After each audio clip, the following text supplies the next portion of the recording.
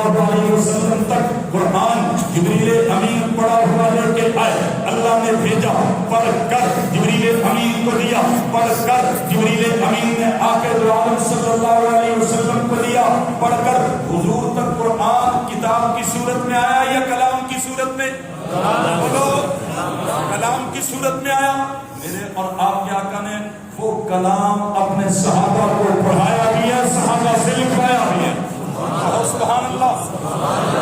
صحابہ کو پڑھایا بھی ہے, صحابہ سے لکھوایا بھی ہے. اب قرآن کتابی صورت میں تیار ہو گیا, کتابی صورت میں امت کو مل گیا, صحابہ کے ہاتھوں سے اللہ نے وہ کلام لکھوایا, کتاب میں منتقل کرایا. اچھا بھائی توجہ کیجیے گا, آج کسی کو کہے نا قرآن پکڑاؤ تو وہ قرآن پکڑاتے ہوئے سوچتا ہے میرا وضو ہے کہ نہیں, وہ سوچتا ہے. اگر دماغ کہے ہاں وضو ہے تو وہ قرآن پکڑا دیتا ہے. میں کچھ کہنے لگا ہوں, توجہ کرنا, پہلے بھی کچھ کہہ رہا ہوں. سبحان اللہ.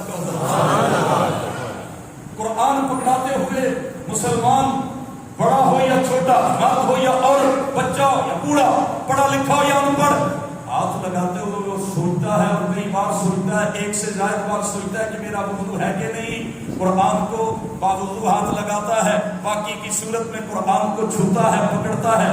یاد رکھو میرے محترم دوستو, آج کتابی صورت میں قرآن کو پکڑنے کے لیے وضو کا ہونا ضروری ہے.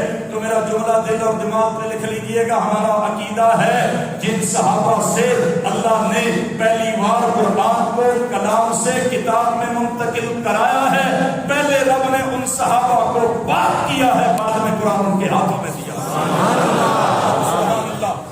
قرآن کو کتاب بنانے والے کون؟ کلام سے کتاب میں منتقل کرنے والے کون؟ صحابہ. اللہ رب العالمین نے سورہ بقرہ کے شروع میں ایک عجیب جملہ کہا, آپ نے سنا ہے, حافظ صاحب سے بھی, مجھ سے بھی سن لیا. الف لام میم ذالک الکلام کتاب, ذالک الکلام لا ریب فیہ. آپ پڑھے لکھے حضرات بیٹھے, اس لیے میں نے اس بات کو چھیڑا, مناسب سمجھا کہ آپ کے یہ دل و دماغ میں اترے گی. بھئی ذالک الکلام لا ریب فیہ کہنا چاہیے تھا, ذالک الکتاب لا ریب فیہ کہہ دیا. اللہ نے بھیجا تھا تو تب قرآن کلام تھا, کتاب کو 23 سال کے بعد بنا. حضرت مولانا محمد عمر صاحب نے یہاں کئی ماہ تک سیرت آپ کو پڑھائی ہے. ہمارے مشورے سے الحمدللہ سیرت کا یہ کورس چلتا رہا. ایک دن میں یہاں آیا ہوا تھا, موبائل سیر کے لیے نکلے تو سامنے ڈیم پہ جو کام کرنے والا ملازم تھا وہ مولانا کو کہتا ہے آپ کا الحمدللہ پچھلا سبق میں نے یاد کر لیا ہے, اب اگلا سبق وہ کہنے لگا غزوہ تبوک پہ ہوگا نا انشاءاللہ. مجھے بڑا مزہ آیا کہ مولانا کی بات الحمدللہ ہر چھوٹے بڑے تک پہنچ رہی ہے. کہو سبحان اللہ. سیرت کا سبق انہوں نے پڑھایا, 23 سالہ دور نبوت انہوں نے آپ کو بتایا. 23 سال کے بعد قرآن کتابی صورت میں منتقل ہوا ہے. اللہ نے بھیجا تھا, قرآن کلام تھا, قرآن 23 سال کے بعد کتابی صورت میں آیا. اللہ نے پہلے ہی کہہ دیا ذالک الکتاب لا ریب فیہ. میں قرآن کا طالب علم اللہ کی قدرت سے سوال کرتا ہوں, اللہ جی یہاں کہنا چاہیے تھا ذالک الکلام لا ریب فیہ. یہ جو کلام میں بھیج رہا ہوں, جو باتیں میں کر رہا ہوں, جو خطاب میں کر رہا ہوں, جو تقریر میں کر رہا ہوں, جو کلام کر کے میں جبریل امین کے ذریعے رحمت للعالمین تک بھیج رہا ہوں, اس کلام میں کوئی شک نہیں. اللہ جی آپ نے کہہ دیا ذالک الکتاب لا ریب فیہ. کتاب تو صحابہ نے بنائی ہے. اللہ آپ پہلے ہی کہہ رہے ہیں ذالک الکتاب لا ریب فیہ, اس کتاب میں کوئی شک نہیں, کتاب تو بہت بعد میں بنی. اللہ کہتے ہیں مجھے پتا تھا کچھ لوگ آئیں گے جو کہیں گے ہم کلام کو تو مانتے ہیں, ابو بکر عمر کی لکھی ہوئی کتاب کو نہیں مانتے. اللہ کہتے ہیں میں نے پہلے ہی کہہ دیا ذالک الکتاب لا ریب فیہ. دنیا والے جیسے میرے بھیجے ہوئے کلام میں کوئی شک نہیں, ابو بکر عمر کی لکھی ہوئی کتاب میں سمجھ آئیے وہ پھر کہو سبحان اللہ.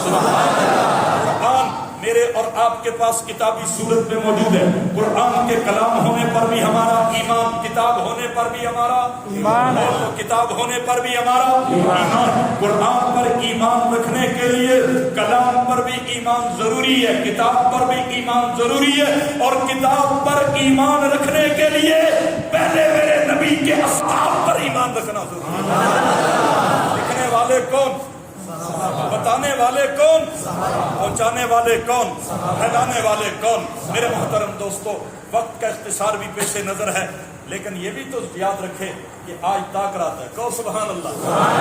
تاک رات کا جو تقاضا ہے اللہ نے اس تقاضے ہی کے مطابق آپ کو ماحول مہیا کیا ہے. نہ معلوم آپ یہاں سے نکلیں آگے کون سی مصروفیت منہ کھولے کھڑی ہو, آپ اللہ کے گھر میں بیٹھے ہیں, قرآن کی باتیں ہو رہی ہے, قرآن والوں کا تذکرہ ہو رہا ہے. میرے محترم دوستو یاد رکھیے, قرآن اللہ نے کلام کی صورت میں بھیجا, باتوں کی صورت میں بھیجا. مسئلہ ایک ہی بیان کر رہا ہوں ابھی, تقریر کی صورت میں بھیجا, خطاب کی صورت میں بھیجا. میں آپ سے پوچھتا ہوں اللہ نے باتیں کرنا چھوڑ دی یا اللہ آج بھی باتیں کر رہا ہے؟ پہنچو نا, اللہ باتیں کر رہا ہے یا بس کر دی؟ کر رہا ہے. سنیے سبحان اللہ. کون ہے؟ یہ اللہ کی باتیں ہی تھی.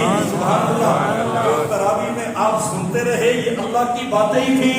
میں تو اس سے آگے بڑھ کر ایک جملہ کہنے لگا ہوں اور دلائل کی بنیاد پہ کہنے لگا ہوں, قرآن اللہ کا کلام, اللہ قرآن کی صورت میں اپنی بول رہا ہے, باتیں کر رہا ہے, تقریر کر رہا ہے, خطاب کر رہا ہے. اللہ نے بولنا بس نہیں کیا, فرق صرف اتنا ہے کہ آج قرآن جب پڑھا جاتا ہے زبان حافظ کی ہوتی ہے. بول خدا اس پر میں دلائل تو دیتا لیکن وقت کا اختصار پیش نظر ہے.